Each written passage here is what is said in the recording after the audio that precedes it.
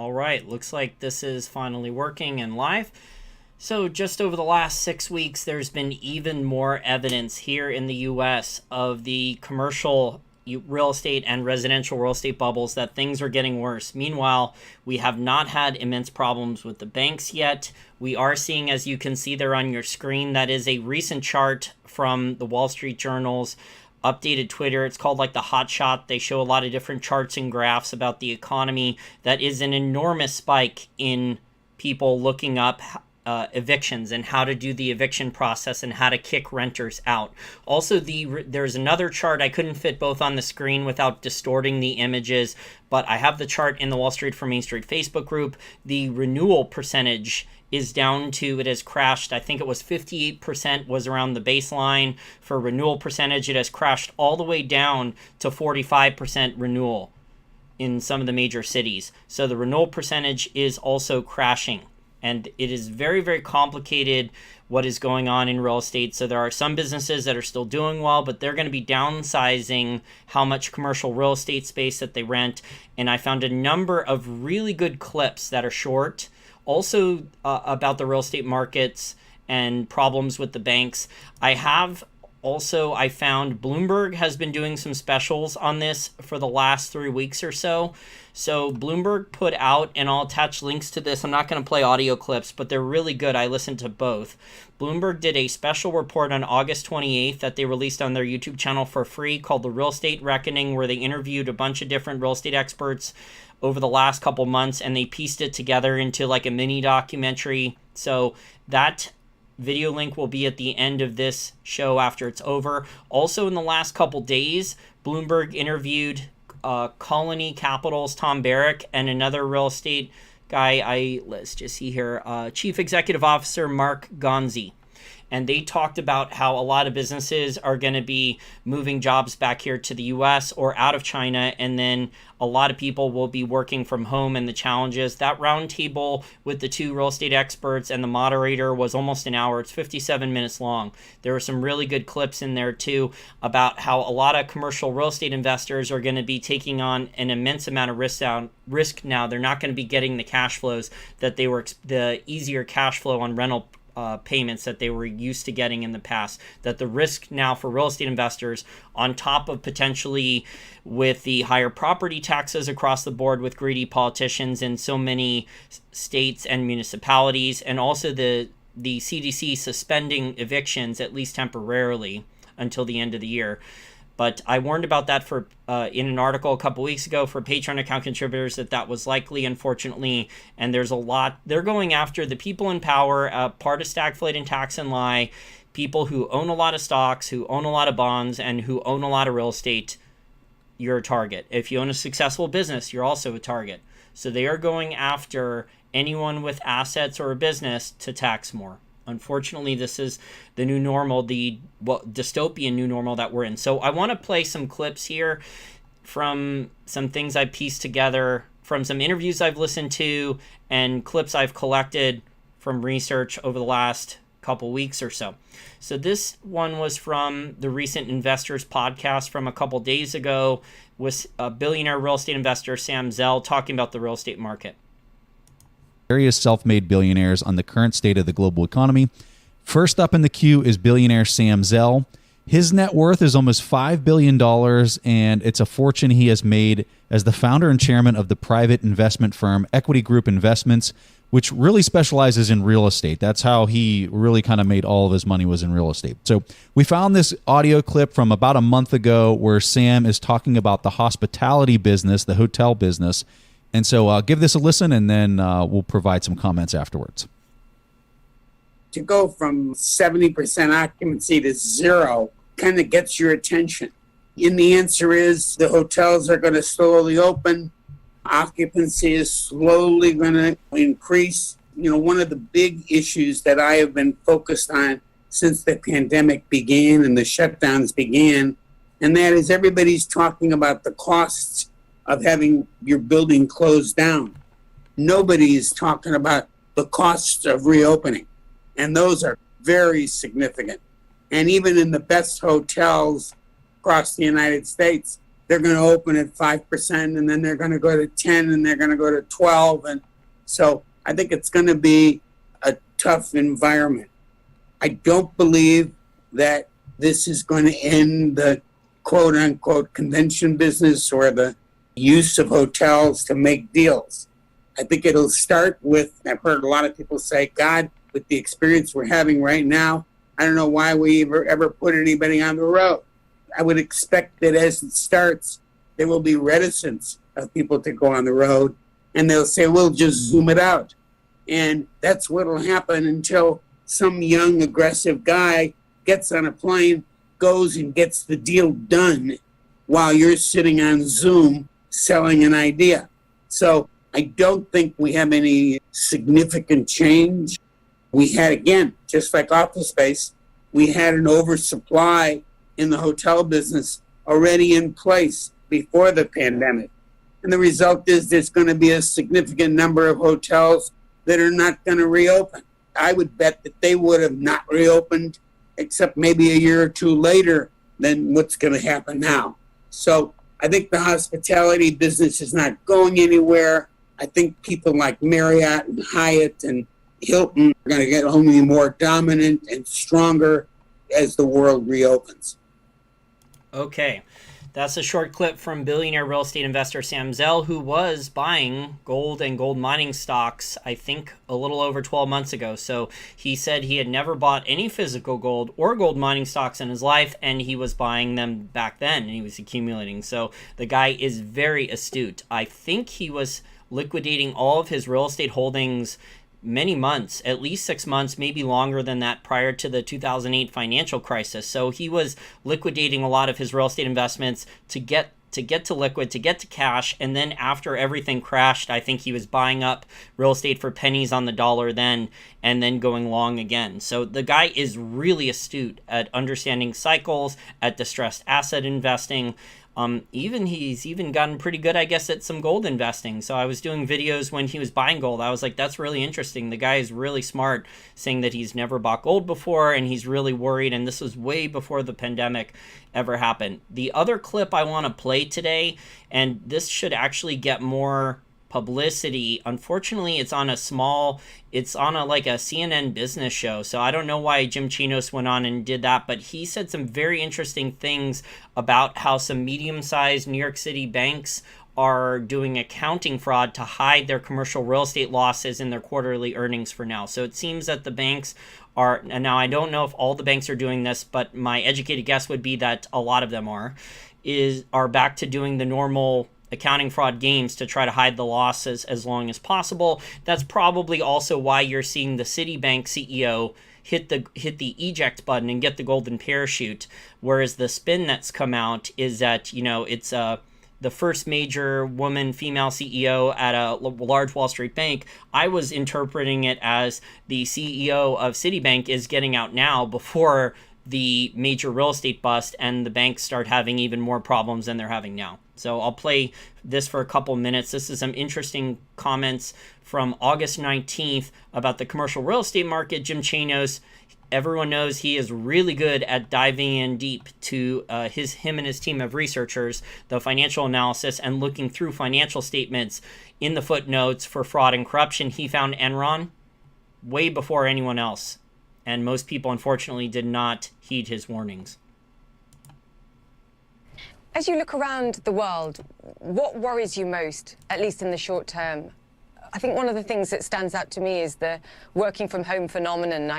Maybe it's because I'm in New York, but I see a lot of commercial real estate that is seemingly empty. Do you see risks in this, Jim? So the commercial real estate is something I think that not enough people are paying attention to. And one of the reasons is that the banking system is not sending out warning signs as it did in previous cycles. And one of the reasons for that is in the CARES Act, that GAAP accounting, in effect, was suspended for banks for loans that have gone into what they now call deferral.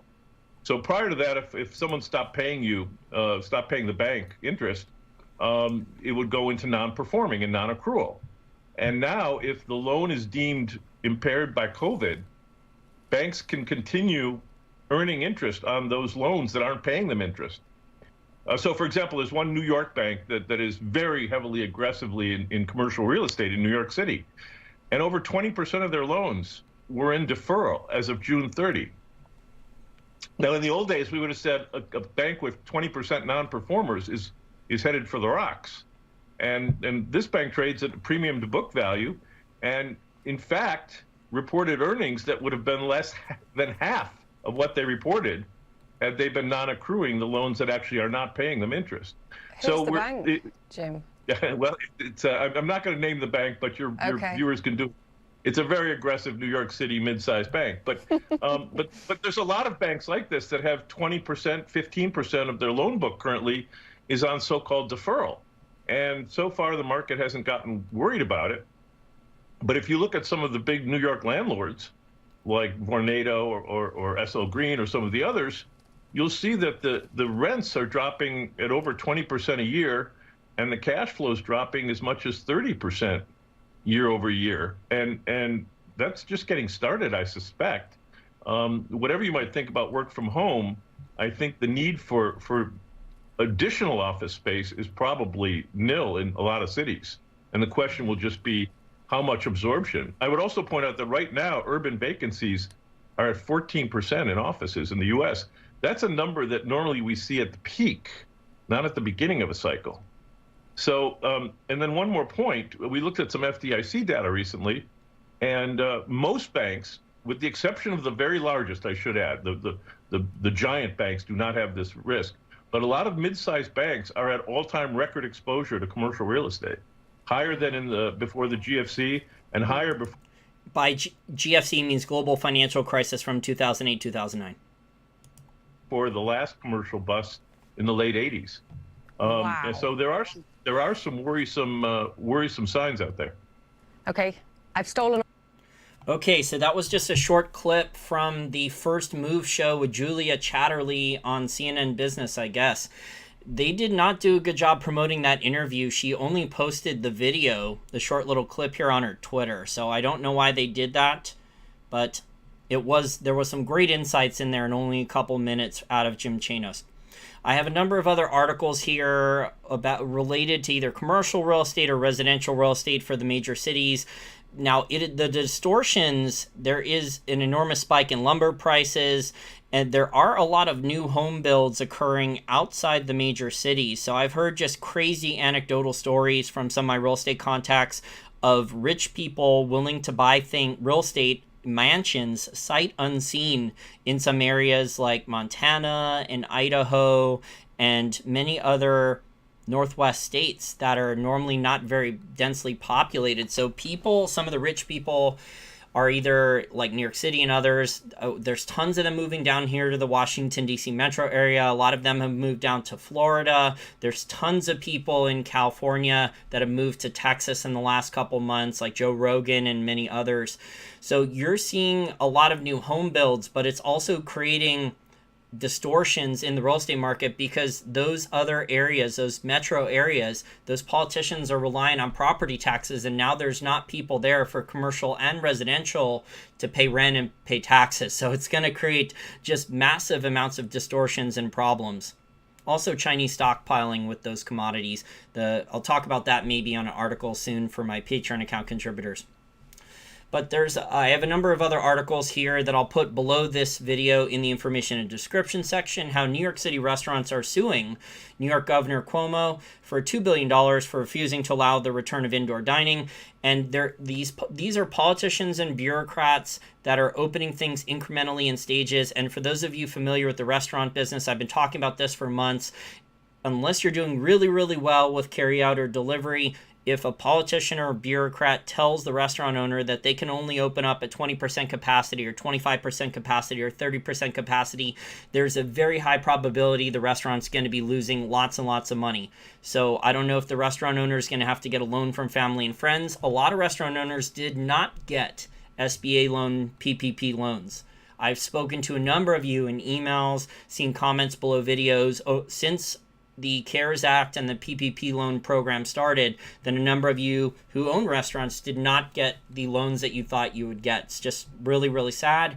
But in general, in terms of the economics, running a restaurant at 20% capacity, 25% capacity, even if you raise the prices on the menu, even if you charge the people who do eat at the restaurant like a surcharge, a $10, $20 surcharge, the economics of the restaurant are still not going to work.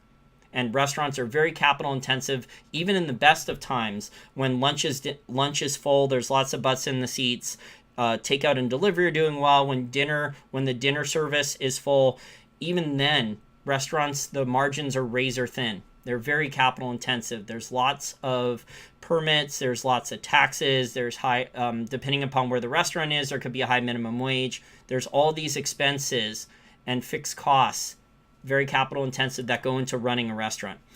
I have 200, this article was from August 18th, 250,000 Las Vegas people people in Las Vegas, Las Vegans, face eviction next month.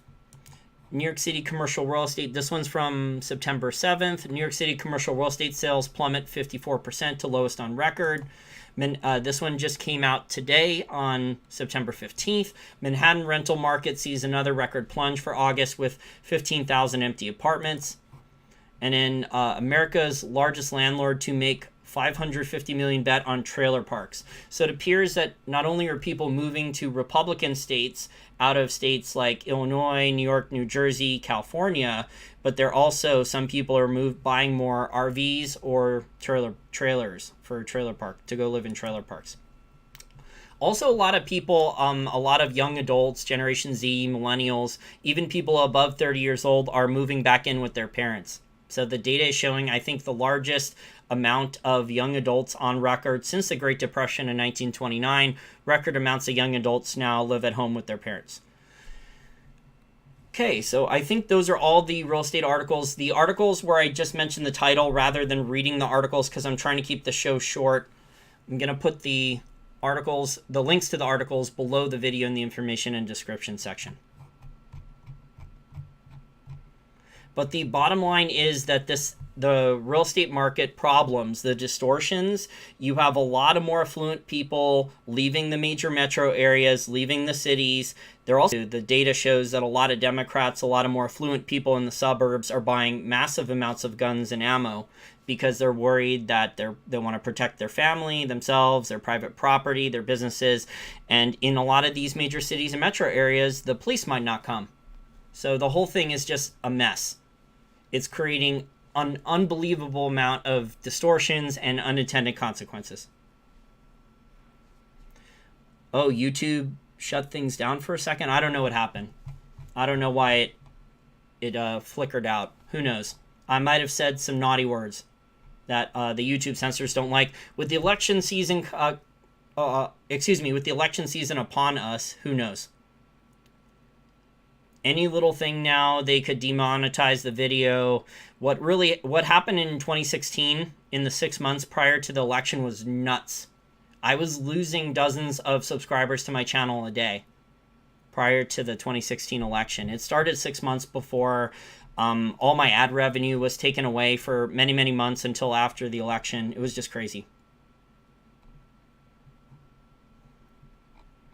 So the real estate bubble, there's a lot of evidence it's getting worse. The banks have not taken it on the chin yet. There are a ton of commercial real estate mortgage-backed securities. There's a lot of other derivatives, trillions of dollars worth of real estate derivatives tied to these mortgages too. So that will eventually come home to roost. What will probably happen is the Fed will print trillions and trillions of dollars and pay 100 cents on the dollar for these real estate derivatives. Because there's precedence for this. They already did this in 2008 and 2009.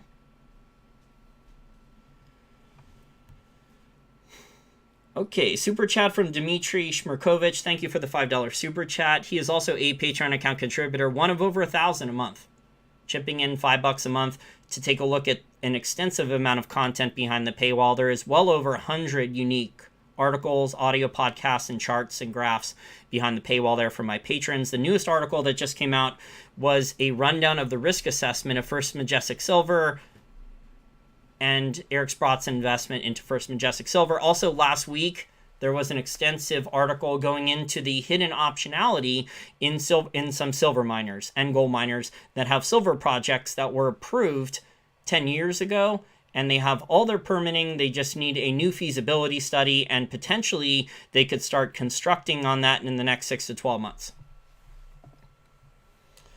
So he says, what do you think is the end goal for our beloved overlords? More power, more control, maybe some depopulation. There's a fight. Some of them want depopulation and some of them don't.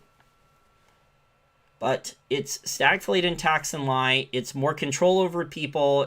They want people to all have the same ideology and brainwashing, same politics.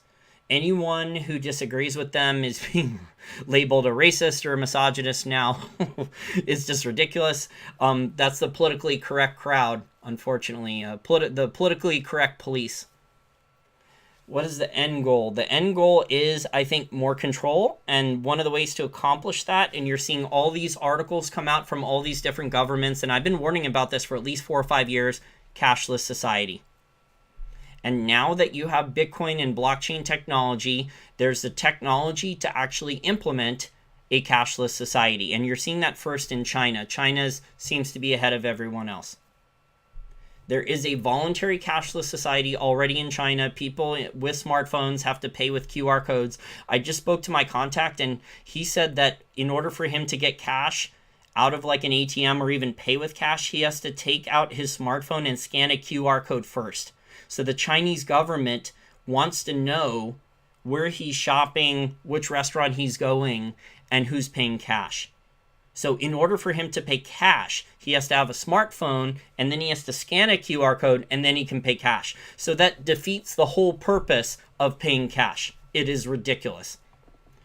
And once they have a cashless society, anyone who criticizes the government or says something about Marxism or socialism or Keynesian economics or MMT or criticizes the military-industrial complex or says things that they don't like, they can potentially shut off their bank accounts or credit cards or fine them extensively or send them to a re-education camp like in China for brainwashing or torture or whatever. So I don't know if every single thing that happens in China is coming here to the US and how quickly, but that seems to be the plan. But once they go cashless, it is really easy to start adding on new taxes, and then it is very, very difficult to avoid paying those taxes. So there will be no underground economy then if they have a cashless society, and people like, well, how will the drug dealers then be able to do their drug deals? Well, there will be unlimited backdoor cheat codes.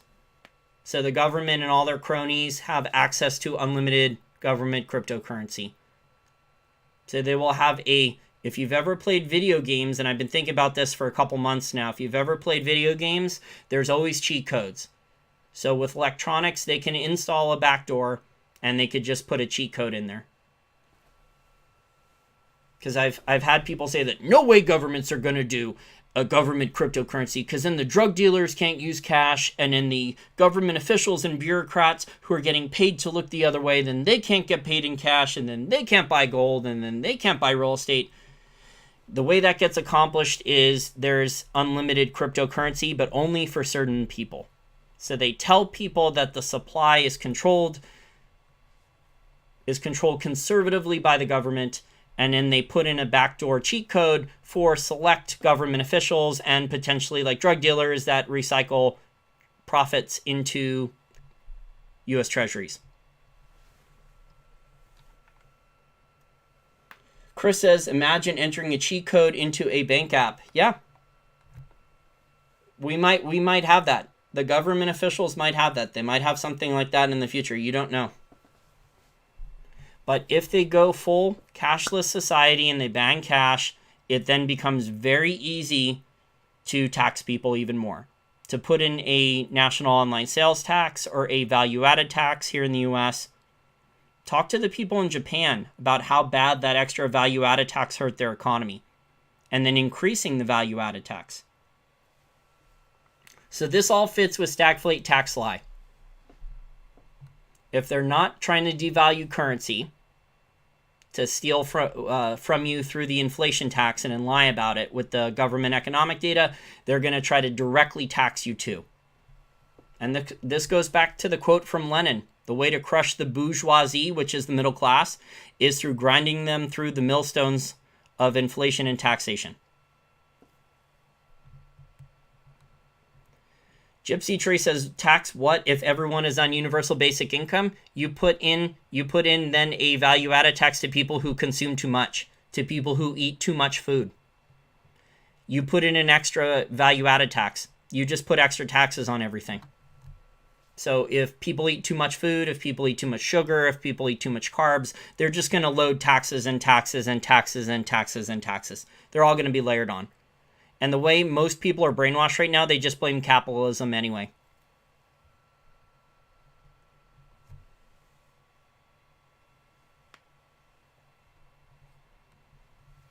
So the people in power want more control and more taxes. And stagflate and tax and lie is the easiest, most stealth way to accomplish this. Because you have financial professionals who actually believe all the government economic data. Their bills have to be going up. Could they be that naive that over the last 10 years their bills haven't gone up? Okay, well, that's it. I've ranted long enough for this live stream show. I didn't want to go this long, but there was a super chat. So I want to thank everyone for listening, and the additional articles will be in the information and description section. Last super chat here from Dimitri, another $2. He says the banks will never take it on the chin. We will. Actually, Dimitri, the small and medium-sized banks are not shareholders in the Federal Reserve System. So the banks that are not Wells Fargo or JP Morgan or Goldman Sachs or Morgan Stanley, those smaller and medium-sized banks can and will take it on the chin. They will potentially get wiped out. They potentially can throw some of those guys in prison. They will go after the small and medium-sized banks. Some of them might get bailouts, like Maxine Waters, small little community bank in 2008, 2009, got a bailout because she's politically connected. She's been in Congress for a long time. But a lot of small and medium-sized banks during the real estate crisis did fail. It's the big banks that are shareholders of the Fed, that dictate Fed policy, that have all the lobbying dollars, that control both political parties here in the DC metro, in DC. Though the big banks are the ones that are too big to fail. It's the small and medium-sized banks that get screwed. So the small and medium-sized ones, I could see a lot of those getting failing. My uncle actually was a very big speculator and investor in small and medium-sized banks. I remember at my grandma's funeral, he was telling how he made all this money opening up bank accounts at Midwestern small and medium-sized banks, and he got shares if he put enough into a bank checking or savings account. So they gave him the ability to buy shares at these small banks. And he was making a killing off these things for a very, very long time. But then a lot of these small and medium-sized banks did not get bailouts. So for a while, he did really, really well with his shares of small and medium-sized banks. But then he just got absolutely obliterated in 2008 and 9. And a lot of them didn't survive. Okay, well, that's it for this live stream show. I want to thank everyone for listening. If you want to read up more about the problems and distortions in the residential real estate markets and commercial real estate markets, the other articles will be below the video in the information and description section. Also, definitely watch the 2 Bloomberg videos that I mentioned earlier. They'll be at the end of the video. And don't forget, for only $5 a month, you can take a look at an extensive amount of content behind the paywall on my Patreon. Only $5 a month. Lots and lots of content there about the oil market, mining stocks, royalty and streaming companies, silver miners, and many other global macro insights that you will not find anywhere else. I am like Ace Ventura, like the pet detective. I am the financial detective, and I am going through the footnotes that some of these central bankers are disclosing, like finding that the European Central Bank has had a permanent currency swap line since 2013, when the Federal Reserve was saying that they were only temporary in 2008, 2009, 2010.